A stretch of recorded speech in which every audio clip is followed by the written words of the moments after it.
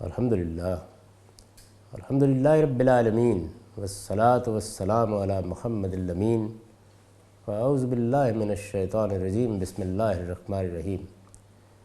خواتین و حضرات، ہم میزان حصہ دوم میں قانون معیشت کا مطالعہ کر رہے ہیں۔ یہ اس حصے کا چوتھا باب ہے۔ پچھلی نشست میں ہم نے اکل الاموال بالباطل کو سمجھنے کی کوشش کی، یعنی تیسری چیز جس کو معیشت سے متعلق اسلامی شریعت نے قانون کے طور پر نافذ کرنا چاہا ہے، وہ یہ ہے کہ باطل طریقوں سے کوئی چیز نہ کھائی جائے۔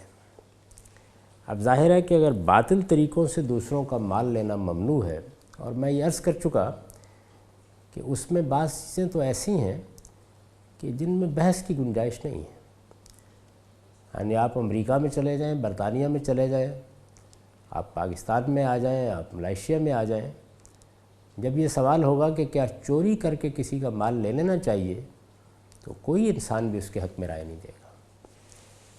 کیا غبن کر کے، خیانت کر کے، غلط بیانی کر کے، دھوکہ دے کر، رشوت کے ذریعے سے دوسروں کا مال لینا چاہیے؟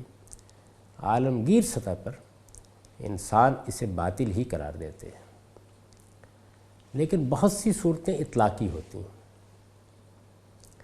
میں نے آگے جو چیزیں بیان کی ہیں ان کے بارے میں یہ لکھا ہے کہ نبی صلی اللہ علیہ وسلم نے اس کی جو صورتیں اپنے زمانے میں ممنوع قرار دیں وہ یہ ہے۔ ان میں سے ایک ایک چیز کو سمجھ لینا چاہیے۔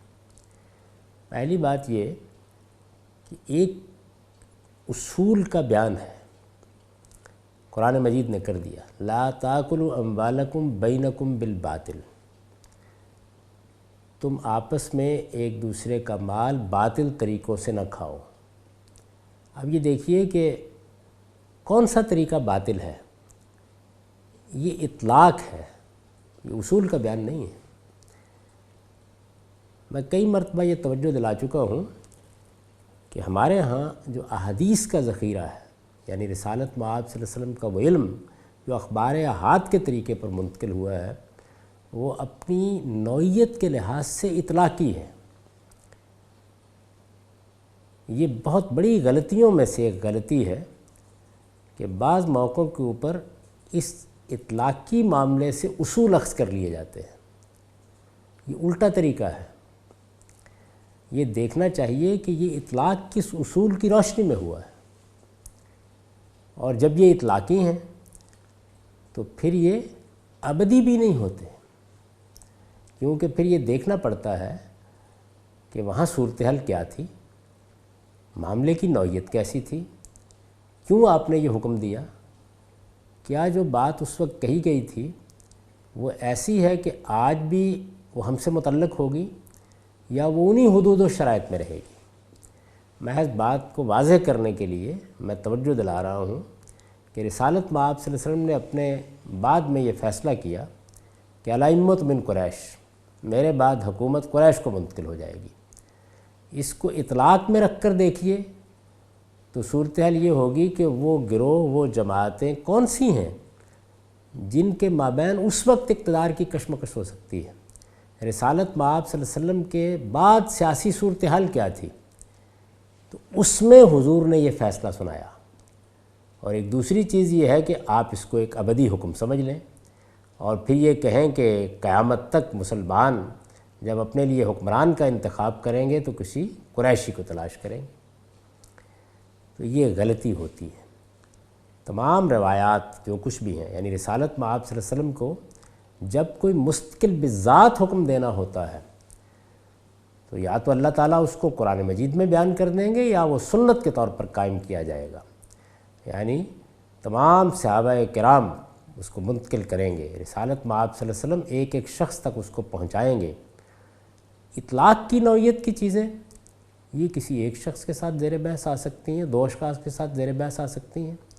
اطلاق میں آپ کسی اصول کو اس وقت کی صورتحال سے متعلق کرتے ہیں، تو اس میں دو چیزوں کی ضرورت ہوتی ہے، یعنی اگر اس کو حقیقی طریقے سے سمجھنا ہو تو دو چیزوں کی ضرورت ہوگی۔ ایک اس چیز کی ضرورت ہوگی کہ یہ دیکھا جائے وہ کیا اصول ہے جس کا اطلاق کیا جا رہا ہے، اور دوسرے یہ کہ وہ کیا صورتحال ہے جس پر اطلاق کیا جا رہا ہے۔ دونوں کو جب تک سامنے نہیں رکھا جائے گا وہ بات سمجھ میں نہیں آئے گی، اور اس سے ایک کے بعد دوسری غلطی پیدا ہوتی چلی جائے گی۔ میں نے الائمۃ من قریش کے بارے میں آپ کو مثال دی، چنانچہ ہمارے ہاں فقہ کی کتابوں میں لکھ دیا گیا کہ مسلمان جب بھی اپنے لیے حکمران کا انتخاب کریں گے اس کو قبیلہ قریش سے ہونا چاہیے، اور پھر اس کے بعد اس پر اجماع کا دعویٰ کر دیا گیا۔ اسی طرح کی صورتحال اور بہت سے معاملات میں ہوئی ہے۔ میں ارتداد کی بحث میں عرض کر چکا ہوں کہ وہاں بھی یہی ہوا ہے، یعنی رسالت مآب صلی اللہ علیہ وسلم نے ایک خاص صورتحال میں قرآن مجید میں بیان کردہ ایک قانون کا اطلاق کیا ہے، لیکن ہم نے اس کو ایک مستقل بذات چیز سمجھ لیا۔ یہی معاملہ اگر غور کیجئے تو رجم کی سزا میں ہوا ہے۔ تو روایات میں جو کچھ بیان ہوتا ہے ہر طالب علم کو یہ سمجھ لینا چاہیے کہ وہ اپنی نوعیت کے لحاظ سے اطلاقی ہوتا ہے، اور جب وہ اطلاقی ہے تو پھر یہ بھی جاننا ضروری ہے کہ کس اصول کا اطلاق کیا گیا ہے، کس قاعدے کا اطلاق کیا گیا ہے، کس مستقل بذات ہدایت کا اطلاق کیا گیا ہے، اور یہ بھی جاننا ضروری ہے کہ وہ چیز کیا ہے، وہ صورتحال کیا ہے جس پر اطلاق کیا گیا ہے۔ ان دونوں کے باہمی ربط سے یہ فیصلہ ہوگا کہ وہ چیز اس وقت سے متعلق ہے یا کوئی ابدی چیز بن گئی، یعنی جب ہم ان مراحل سے اس کو گزاریں گے اس کے بعد یہ معلوم ہوگا۔ نبی صلی اللہ علیہ وسلم نے اس کی جو صورتیں اپنے زمانے میں ممنوع قرار دیں وہ یہ ہے، چیزیں بیچنا اس سے پہلے کہ وہ قبضے میں آئے۔ اب یہ دیکھیے نا کہ یہ ایک چیز ہے بیان کر دی گئی۔ میں نے میزان میں جن روایات میں یہ باتیں آئی ہیں ان سب کے حوالے دے دیے ہیں، ان کو آپ نکال کر دیکھ سکتے ہیں۔ چیزیں بیچنا اس سے پہلے کہ وہ قبضے میں آئے۔ قدیم تمدن میں اگر آپ نے کسی چیز کی خرید و فروخت کا معاملہ کر لیا اور ابھی وہ قبضے میں نہیں آئی تو معلوم نہیں کیسے کیسی نزاعات پیدا ہو سکتی ہیں۔ لیکن دور جدید میں اگر آپ دیکھیں تو بے شمار چیزیں ہیں جن کے بیع و شراء کے معاملات طے ہو جاتے ہیں اور وہ ابھی قبضے میں نہیں آئی ہوتی، اور اس کے ساتھ ہی ایسا نظم بھی وجود میں آ چکا ہے کہ اس میں اس کا کوئی احتمال نہیں ہوتا کہ کوئی نزاع پیدا ہو جائے گی۔ تو اصل چیز کیا ہے؟ اصل چیز یہ ہے کہ چیزیں بیچنا اس سے پہلے کہ وہ قبضے میں آئے یہ کوئی اصولی ہدایت نہیں ہے، یہ ایک اطلاقی چیز ہے، چونکہ اس زمانے کے حالات کے لحاظ سے اس سے نزاعات پیدا ہوتے تھے، اس میں دوسروں کو نقصان پہنچنے کا اندیشہ تھا، اس وجہ سے آپ نے اس سے روک دیا۔ اب اگر ہم اس وقت کے تمدن کے لحاظ سے ایسا اہتمام کر لیں گے کہ اس میں کوئی نزاع پیدا نہ ہو، کوئی چیز ضرر کا باعث نہ بنے، کوئی چیز غرر کا باعث نہ بنے، یعنی کوئی دھوکہ نہ ہو جائے کسی شخص کے ساتھ، کوئی نقصان نہ پہنچ جائے، تو یہی چیز جائز ہو جائے گی۔ اسی اصول پر ان سب چیزوں کو سمجھیے۔ چیزیں بیچنا اس سے پہلے کہ وہ قبضے میں آئیں، ڈھیر کے حساب سے غلہ خرید کر اسے اپنے ٹھکانوں پر لانے سے پہلے بیچ دینا،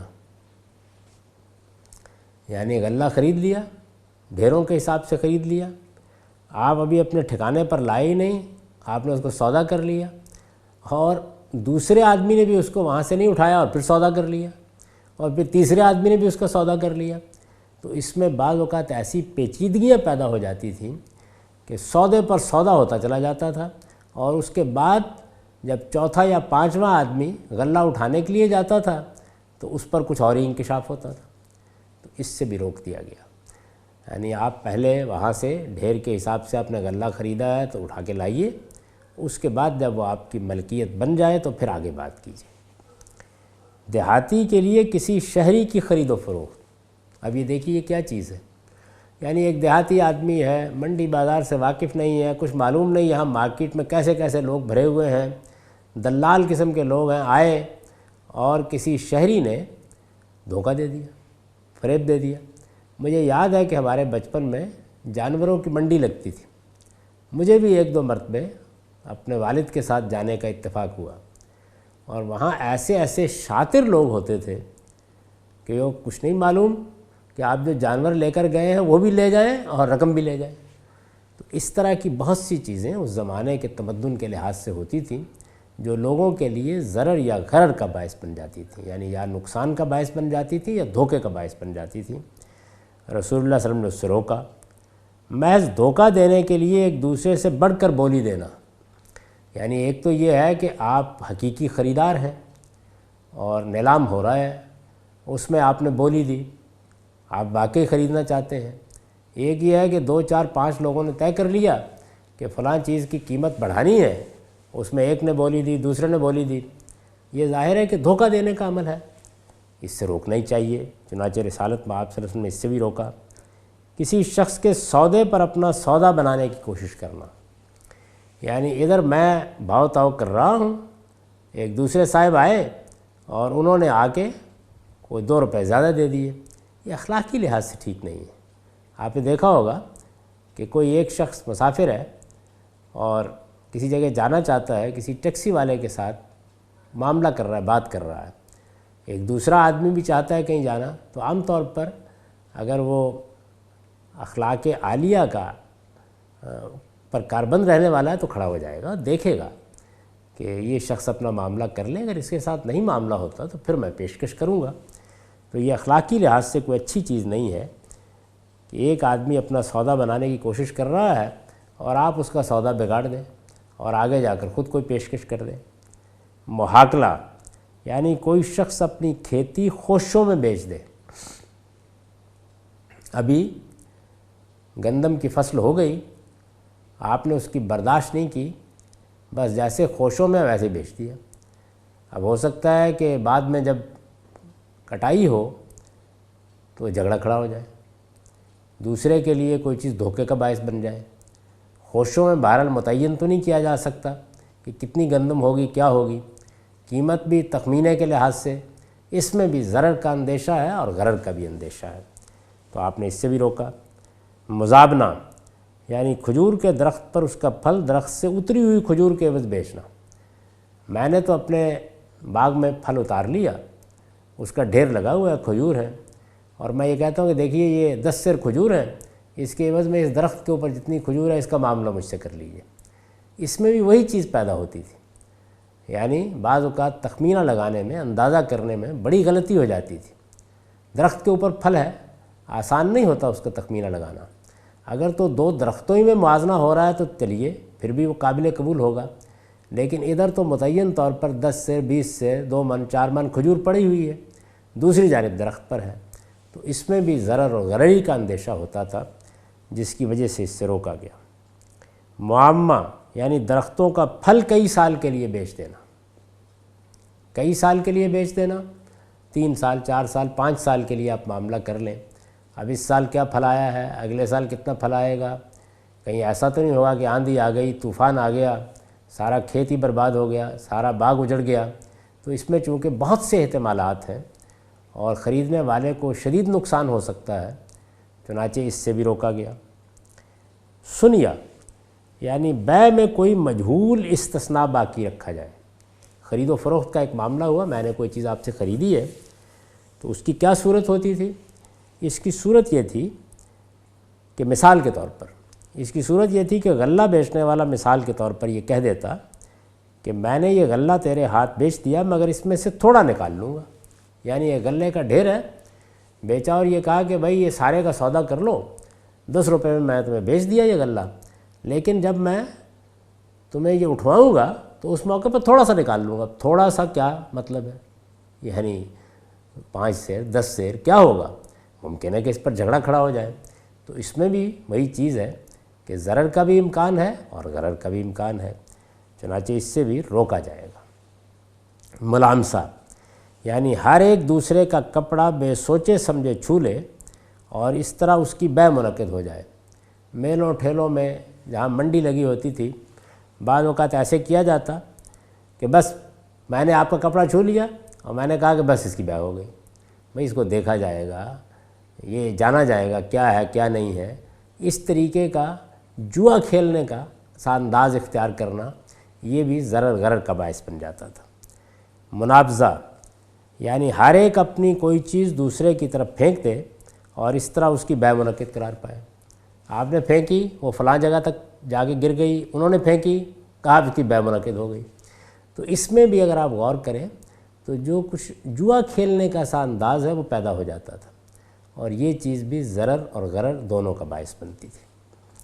بیع الی حبل الحبلہ، یعنی اونٹ اس طرح بیچے جائیں کہ اونٹنی جو کچھ جنے پھر اس کا وہ بچہ حاملہ ہو اور جنے تو اس کا سودا طے ہوا، یعنی لیجئے 3 نسلوں میں جا کے سودا طے ہو گیا۔ یہ طریقہ بھی بڑے فسادات کا باعث بن جاتا تھا، اس میں بھی بڑے جھگڑے پیدا ہو جاتے تھے، اور بعض اوقات تلواریں کھنچ جاتی تھیں۔ یعنی یہ اونٹنی اس وقت جو کچھ جن رہی ہے، اگر وہ بچہ ہی آپ خریدنا چاہتے ہیں تو خرید لیجئے۔ وہ یہ کہہ رہے ہیں کہ یہ اونٹنی ہے، جو کچھ یہ جنے گی پھر اس کا وہ بچہ حاملہ ہو، یعنی اتنی عمر کو پہنچے اور پھر وہ جنے تو وہ جو کچھ جنے گا اس کا سودا طے ہوا۔ تو اس طرح کے جو سودے کیے جاتے تھے جاہلیت میں، وہ لوگوں کے لیے جھگڑوں کا باعث بن جاتے تھے، نقصان کا باعث بن جاتے تھے۔ اس میں بعض اوقات کمزور لوگوں کو اس طرح کی باتوں میں لا کر دھوکہ دے دیا جاتا تھا۔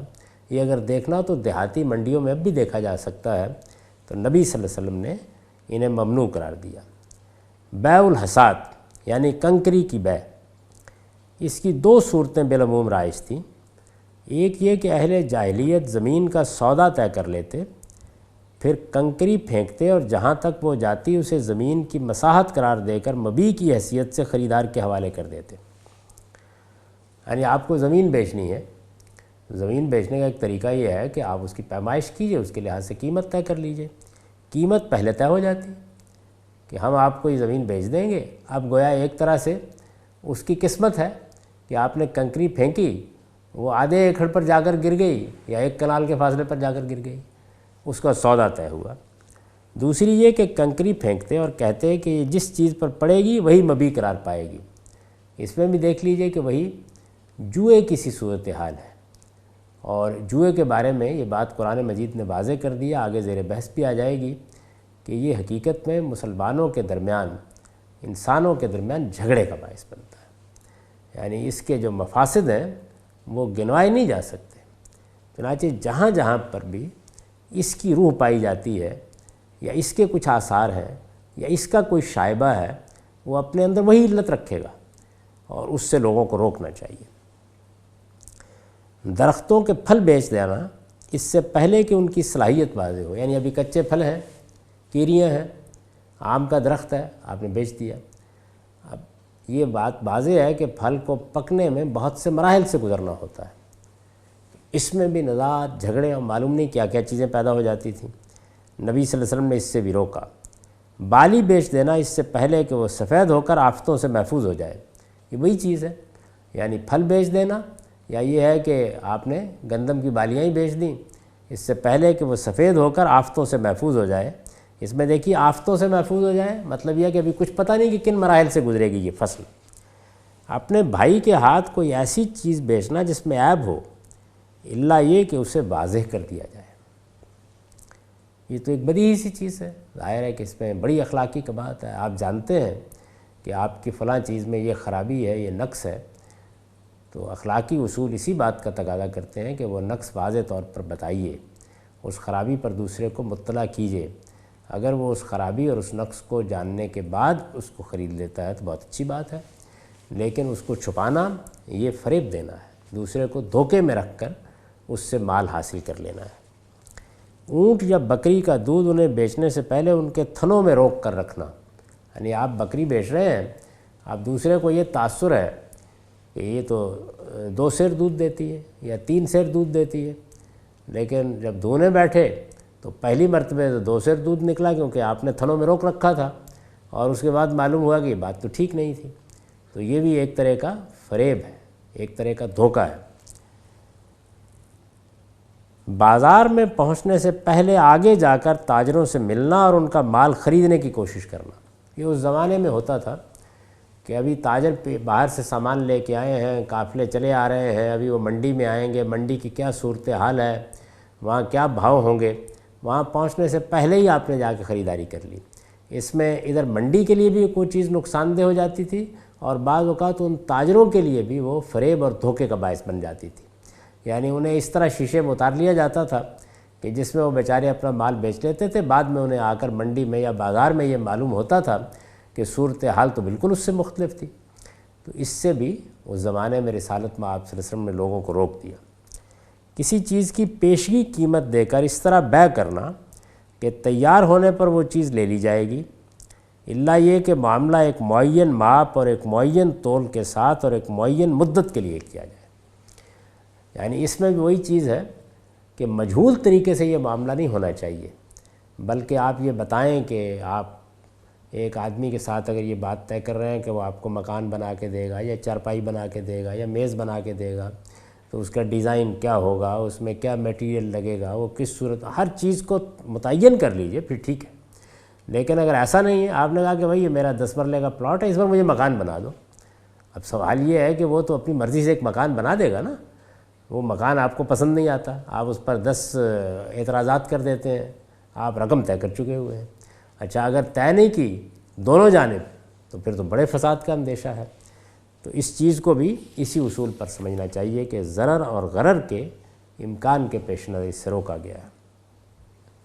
مخابرہ یعنی بٹائی کی وہ صورتیں اختیار کی جائیں جن میں کھیتی والے کا منافع معین قرار پائے۔ یعنی آپ نے یہ طے کیا کہ یہ میرا کھیت ہے اور اس کھیتی میں آپ اگر اس حصے کی پیداوار لیں گے تو میں اس دوسرے حصے کی پیداوار لوں گا۔ اب ہو سکتا ہے کہ اس حصے میں پیداوار اچھی نہ ہو، تو ایک طرح سے آپ نے کھیتی میں بھی جوا کھیلا۔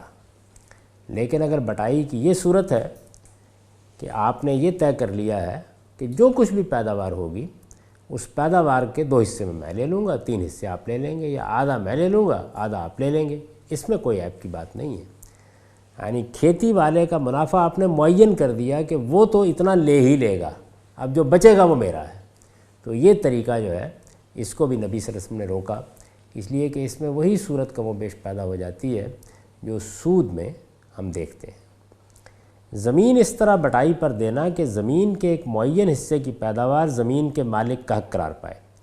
یعنی اس پہلی بات میں یہ تھا کہ کھیتی والے کا منافع آپ نے معین کر دیا کہ آپ کو تو ہر حال میں 10 سیر گندم مل جائے گی، باقی جو ہے وہ میرے پاس ہے۔ ممکن ہے 10 سیر وہاں ہو اور بچنے والے بچے 1 سیر، تو ظاہر ہے کہ اس میں بے انصافی کا اندیشہ تھا۔ اس دوسری صورت میں یہ ہے کہ آپ نے زمین کے ایک حصے کی پیداوار کے بارے میں یہ طے کر لیا۔ ایسی جائیدادیں جو ابھی تقسیم نہ ہوئی ہوں ان کے شریکوں کو خریدنے کا موقع دیے بغیر انہیں بیچ دینا، الا یہ کہ حدود متعین ہو جائیں اور راستے الگ کر دیے جائیں۔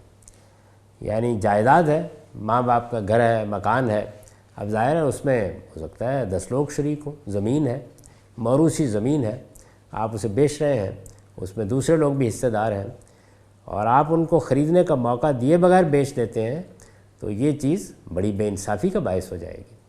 اس کا طریقہ یہ ہے کہ آپ ان کو موقع دیں اور یہ کہیں کہ آپ چاہیں تو میرا حصہ خرید لیں ورنہ میں کسی دوسرے کو بیچ دوں گا۔